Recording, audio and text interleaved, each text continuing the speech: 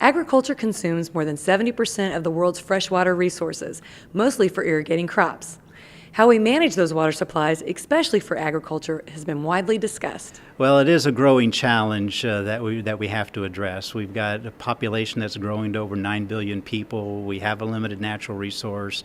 We have to do more with less. That's what sustainability is all about. And so if we need to grow more food, we need to find ways to more effectively manage the water resources that we have.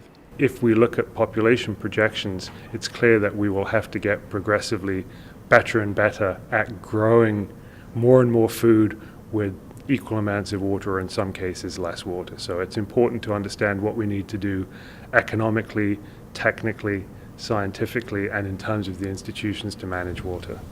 With their volume of water usage, food and agriculture industries are in the forefront when it comes to talking about water management. Well, most of the water use is coming through irrigation, but again, there's concerns with drought. There would be concerns with surface water contamination. There would be concerns with disappearing aquifers and the like.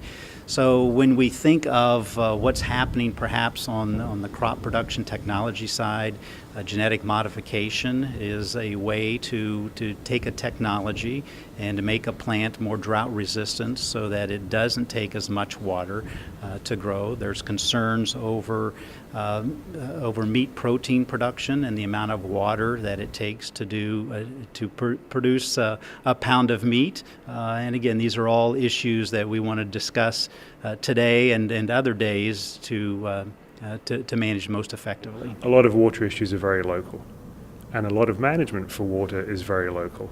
I think that's a good thing because it allows local community engagement in those decisions that affect the resource base. But it means it's actually quite difficult to understand what's going on a regional basis.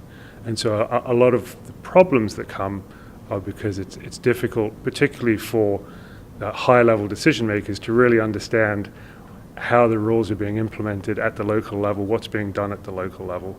And for people who've perhaps found good solutions that work in one community, to be able to express those to other communities elsewhere. Consumers want more transparency of information when it comes to food production and agriculture, and this includes how the industry is managing water resources. Obviously, the Clean Water Act has been a very controversial piece of legislation, and this last set of changes are no different. It's clear that there is enormous distrust between agribusiness, the agricultural sector, and the EPA. Whether the impact would be positive or negative or none at all, I think the jury is out on that one. I think it'll depend on who you ask. But certainly, I think it's clear that getting everybody around the table and sitting down and really understanding the impacts is an important first step and something that should be done on an ongoing basis. This is a topic that will continue for a while, and again, it's as the population continues to grow, we're dealing with a limited natural resource, so it's the conversation that we need to have. There's been a lot of improvement when it comes to managing water, from the seeds we plant to new technologies that use less water. But one thing's for sure, managing this valuable resource will remain a hot topic. Reporting from the Nebraska Innovation Center in Lincoln, I'm Janelle Ost for This Week in Agribusiness.